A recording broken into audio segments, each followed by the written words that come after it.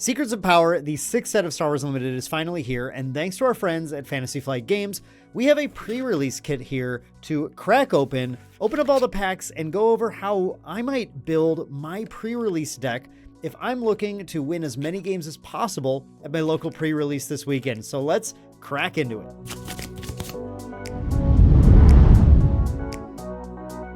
What's up, everyone? It's Dan with Main Deck, and welcome back to our traditional videos with the release of a new Star Wars Unlimited set.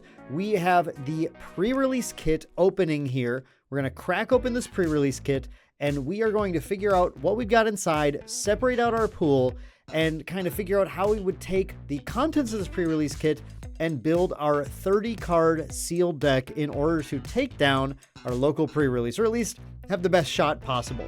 So let's start by cracking away these packs and seeing what we've got.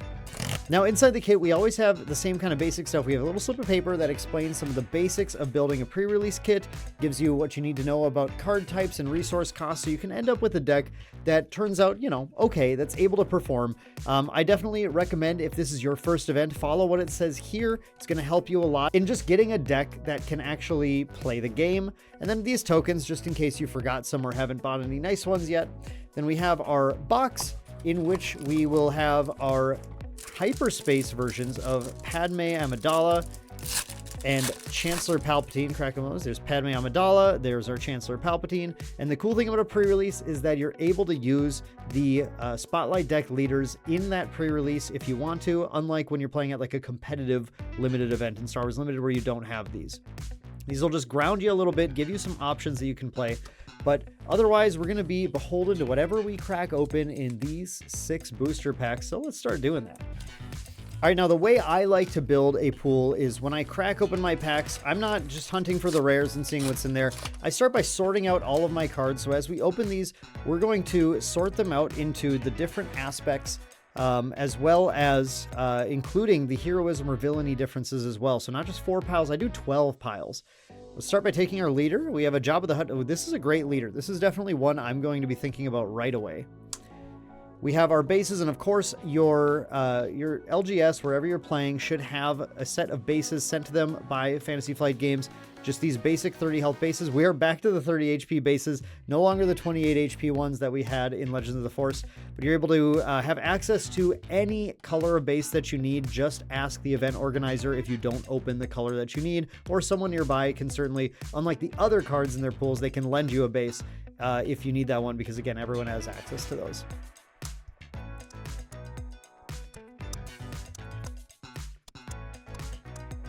All right, now our first pack, we have a Luthen's Hallcraft rare. Definitely going to be looking at this one. This is a very powerful space unit that, even if it's defeated easily with this 3 HP, can do a lot of damage by getting your opponent to discard their hand. It'd be really cool if we did open a Luthen leader to use with this, but this is definitely already making me think, our heroism might be kind of something to look at as well. And then our foil here is a Rebel Pathfinder. We have a C-3PO leader in our second pack. I'm not sure this is a leader that I'm going to want to play in a pre-release setting. It could be pretty good, but this is going to be a little bit tougher to use, I feel like. It's always tough to have a requirement to exhaust something where you have to already have something exhausted, so your opponent's usually going to get an attack off with their best unit already. Might be something where we need to build in some different synergies that I'm not sure we'll find in Sealed Deck, so we'll keep an eye on it. We got a Hyperspace Dogmatic Shock Squad here. That looks really cool.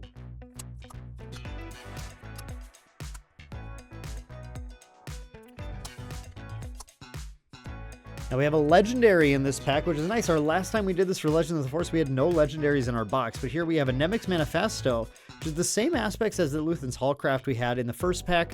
And yeah, I think this is actually a pretty powerful little upgrade.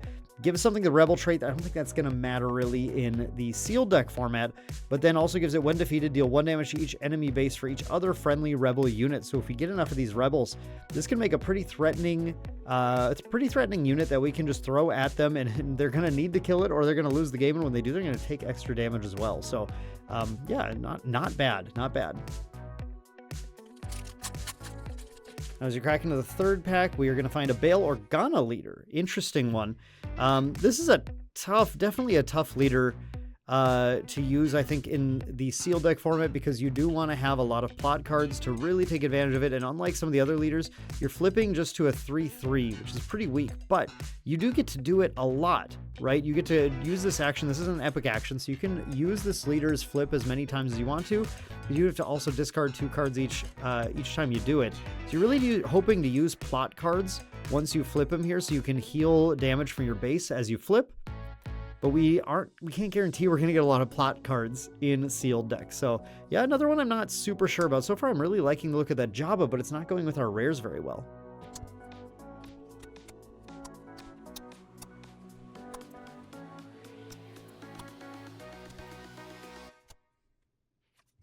Okay, and here we have another Heroism rare, Restore Freedom. Play a unit from your hand. It costs 1 less for each Heroism aspect icon among friendly units. Depending on what our pool looks like, this could be a pretty good card. We want to have a lot of Heroism, though. So far, we only have... You'll find a lot in sealed deck. You have a lot of non-Heroism, non-villainy cards, and those are going to make up a good amount of your deck. So it's a lot tougher to guarantee that this will be useful, unlike in a constructed format where you can have, you know, all of your units could be Heroism ones in your deck, and then it always is going to, you know, have a potential to be online. But we'll just see how the rest of the pool pans out, I think. And our foil here is a Naboo Security Force, which is definitely just a card we'll throw in if we are in command. It's going to be solid no matter what.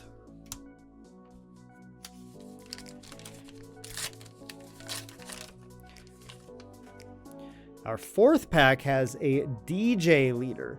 Now the DJ leader, this is this could be a tough one, because you can't really get a lot of advantage off of the double cunning necessarily in sealed, because there aren't too many double cunning cards in the sealed deck format that you're going to find, and you don't have access to either heroism or villainy, which means you're going to lose some of your most powerful cards. You do get to play things cheaper, and the nice thing about in sealed is your captured cards are going to certainly be rescued at some point, because it's hard to ignore anything that sits on the board.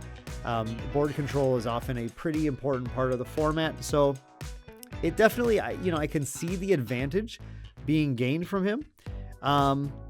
It's just going to depend on really if the pool makes sense as far as ignoring heroism or villainy and just going all in on double cunning and then whatever other aspect we want to play. There's a cunning, of course, a cunning base as well. I don't think that would be the base we would use. Triple cunning DJ doesn't quite sound like the winning combination here. Hyperspace Political Bully, which is definitely a card we'll play if we're in villainy and have enough officials. It'll make sense.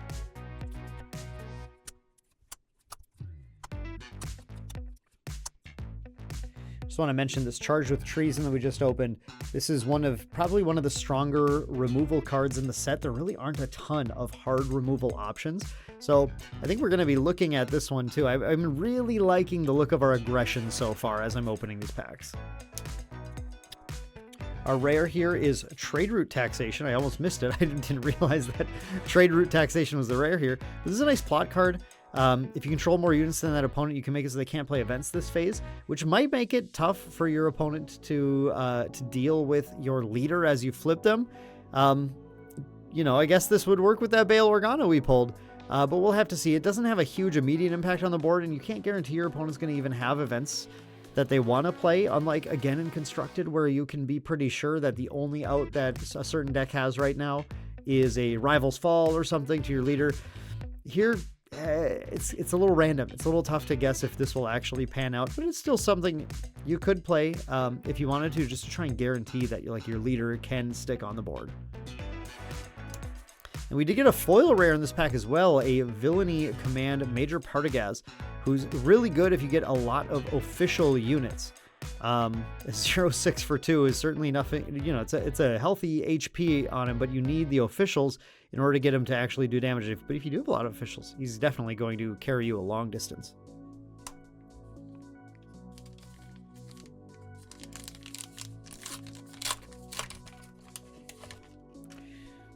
Pack number 4, we get a Dedra Miro as our leader here. Okay, and this Dedra Miro, this is our second villainy option. Definitely one of the, I think, the more flexible ones in sealed to be able to use. Either dealing damage or drawing cards is going to be good no matter what they choose. So this would be really great if I weren't kind of looking for a nice aggression heroism leader. I don't love our options for heroism so far. C-3PO and Bail Organa. You know, Padme might work. We might end up going with our Padme just to kind of play the Luthen's Hallcraft. Hopefully we have some more disclose options.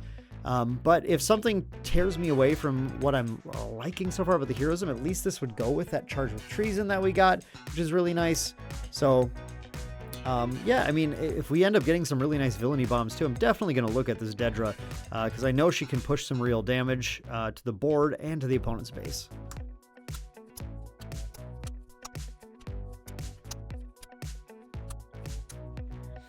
Man, when it rains, it pours. We didn't get any cunning heroism cards until this pack where there were 3 in it. So suddenly that Padme is starting to look a little more exciting. A rare in this pack. Ooh, we do get a pretty nice villainy rare here in the Elite Squad. It's pretty costly, but Sealed Deck compared to Draft, Sealed Deck can go a little later than Draft can. And when this comes down, it certainly can start to control the board and threaten a ridiculous amount of damage with that 6/8 body with Grit. So yeah, I mean, maybe. I don't know if it's so expensive it doesn't immediately push me into villainy, but if other things push me in, and we're on like that Dedra deck, then I definitely would consider putting the Elite Squad in there. And our foil is a 2/3 for 2, but again, our aggression pool is looking pretty deep, and deep means that we just have a lot of cards that we can choose from to fill it out, so we're not going to be stretching as thin. So it's just, it is nice to see more of those when I'm already looking at aggression. Now let's look at our final pack, see if there's a little bit of extra juice here at the end to take us there. We get a Mon Mothma. Okay, interesting. So Mon Mothma is potentially kind of a cool leader to have in this sealed deck format because there are a lot of officials in the set, and this might stretch you into some different color options that you weren't going to consider under other leaders, which might mean you can kind of play overall a bigger suite of better units, maybe, depending on your pool. So, but her big thing is just getting to ignore aspect penalties. So we'll have to take a look and see if she's an option that I think makes any sense at all.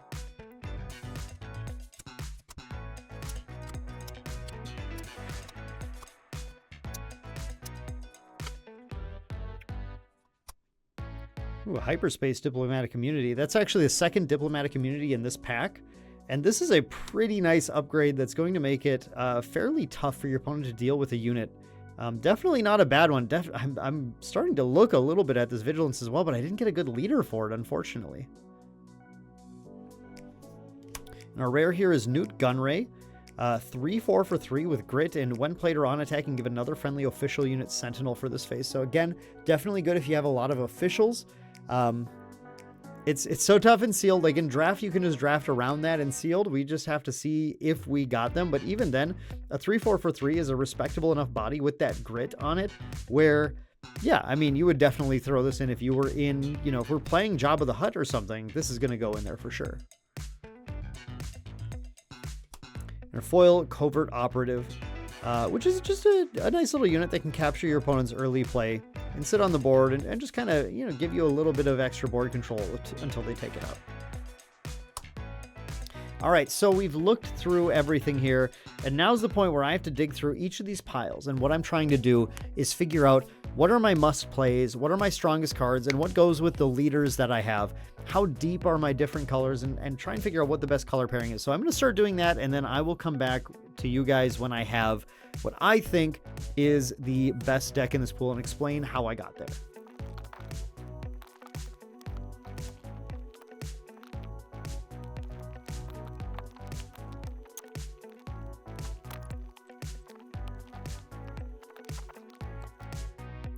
All right, so I looked at this for a while, and ultimately, these are the 3 leaders that I decided had the most potential in my pool.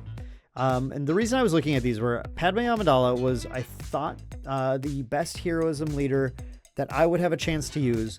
But my key thing for her is I want to make sure I have enough disclose effects to actually make her not just, kind of a blank leader.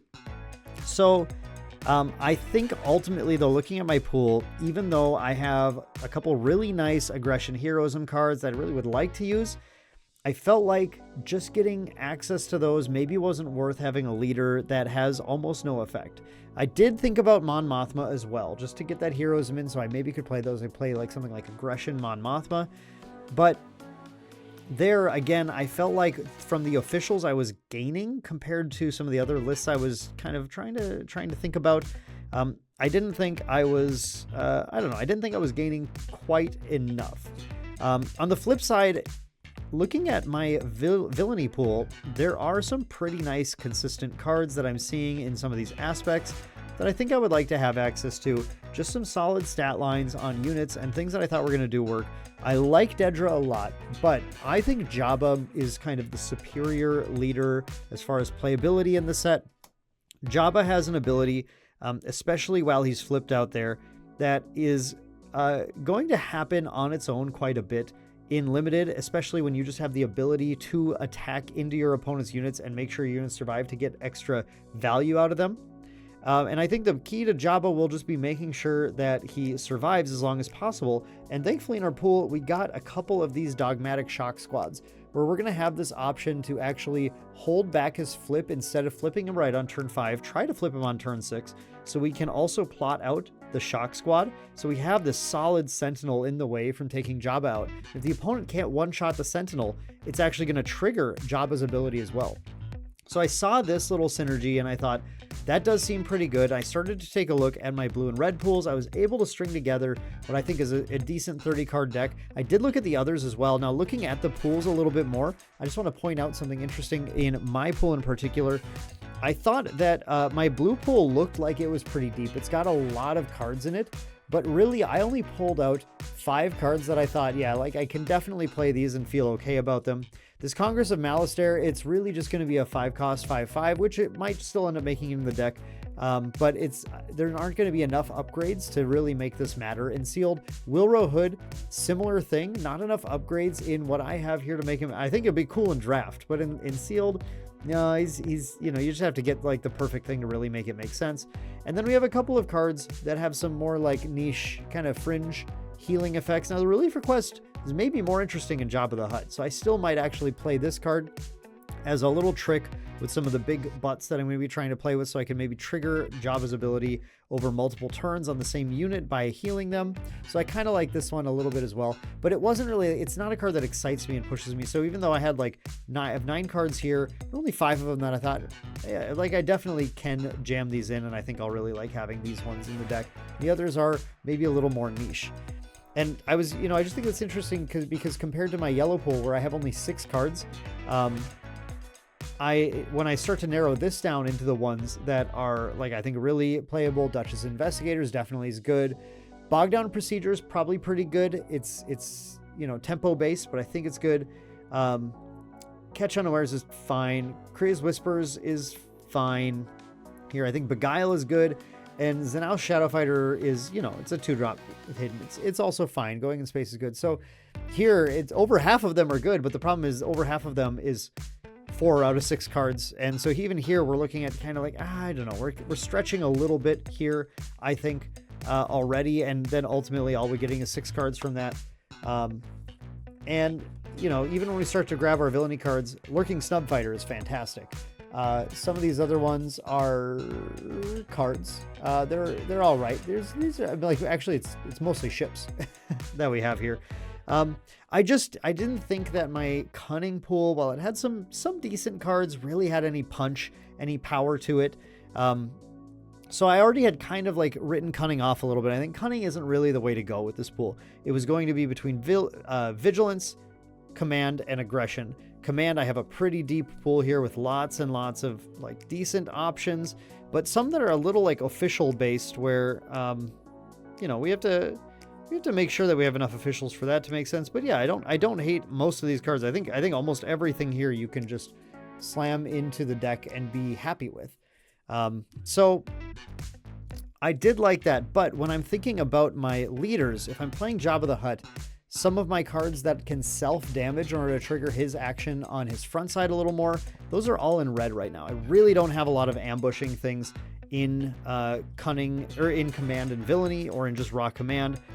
So I think aggression and vigilance is the one that immediately stood out to me, because when I start to look at that pool, I'm looking at having some cards like AAT Incinerator. We get, of course, access that charged with treason. We can make Jabba a real monster with the ferocity. And then we're putting a bunch of spies into play who, they're not usually going to attack and survive against things, but they're going to just give us a lot of bodies to play with. And if we're trying to use Jabba to control the board, things like Corellian Hound start to look good. So I mean, I felt like some of this made a little bit more sense with what we were working with, and we still had some pretty decent powerful units in the top end with the elite squad. That all sounded pretty good. So I think the next step here is we're just going to throw that deck together, see what it looks like, and see how we feel about it.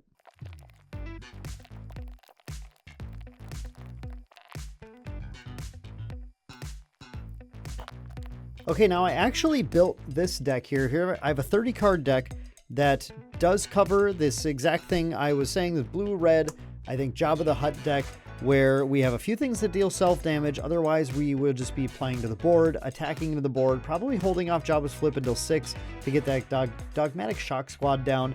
And I think this is solid. I think this is a pretty decent deck. But as I was looking at this, I had another idea, something I really wasn't exploring, and that's Chancellor Palpatine. And I was really thinking, I was looking to see if there's anything that I wanted to put in here in order to go off aspect a little bit, any really powerful effect I'm missing that I don't mind paying an extra 2 for. And I realized that I think I have a little bit more plot and official synergy than I was thinking in the green and blue pool. And then I thought I could actually go off aspect with my plots as well, because Chancellor Palpatine on this flip side does give us a lot more resources to work with on the flip turn as well, which is pretty nice. So I started thinking about that and thought, maybe I'm missing something here. So I'm going to take a second. I'm going to scrap or set this aside at least, but just kind of scrap it for a minute and see if I actually like that Chancellor Palpatine deck any more than this one.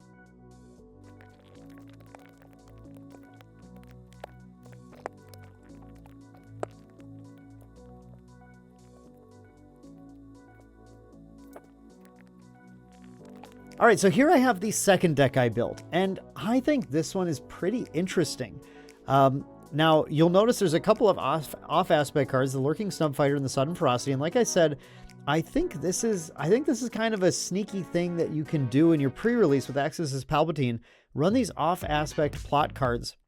This brought me up to 6 plot cards in the deck, which isn't a ton, but again, this is a sealed deck, so we can't necessarily guarantee we're going to have a lot of them, but with all these plot cards now, I do have it to where in a 30 card deck with 6 plot cards, roughly should be 1 every 5 cards or so, which means activating this Chancellor Palpatine should almost always get us to search for one of these and draw them.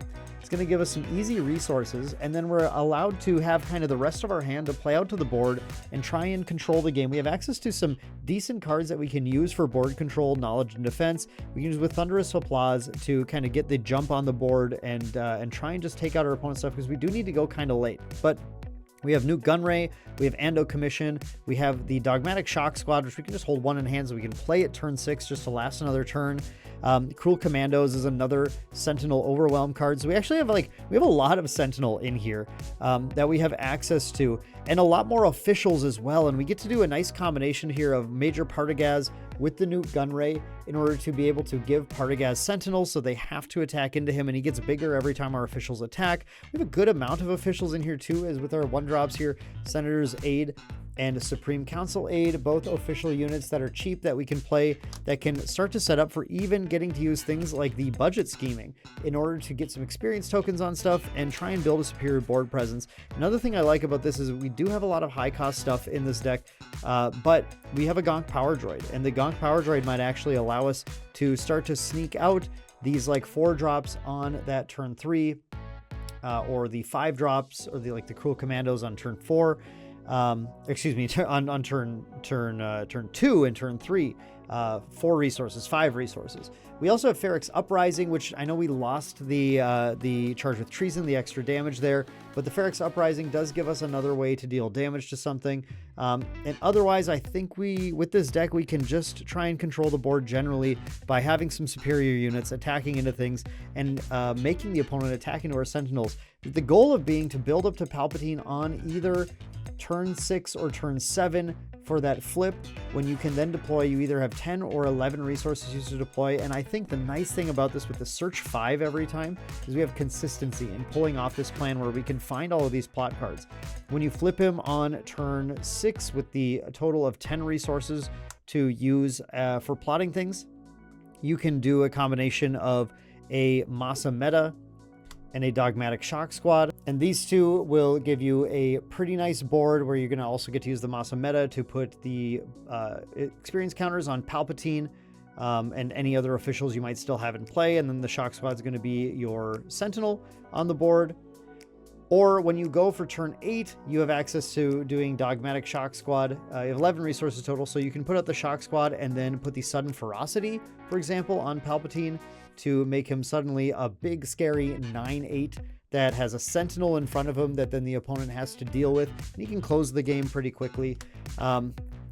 And combining those with some things like just pushing some crazy damage with Partagaz early, the Nubian Star Skiff giving you this restore and a real space threat the opponent has to deal with. I really feel like this is the deck that I would play in the pre-release. It seems really fun. It's using plot. It's using the official keywords a lot. And it's doing some cool off-aspect stuff. Even if you play this Lurking Snub Fighter just to exhaust the thing that threatens Palpatine and get another thing in space, while you're also putting down your Dogmatic Shock Squad or your Masa Meta or something, that still feels pretty good to me. And I think that's the key. I think these big plot turns of Palpatine are going to feel good. You do have to get there. And if someone in your pre-release has an excessively aggressive deck, it might be a tough match, but I don't know. We have a lot of early drops. We have some early Sentinels. We can kind of control the game a little bit. And like I said, Sealed Deck does tend to go a little later. So that's why I think this is the deck I would land on here. This is the Chancellor Palpatine deck that I think I would have a ton of fun playing in our pre-release. Green-blue Palpatine's where we ended up. I don't think I would fault anyone for playing the Jabba deck, because the Jabba deck has Jabba. It's just going to play the game, use fundamentals, deal extra damage to stuff, try to wipe the board.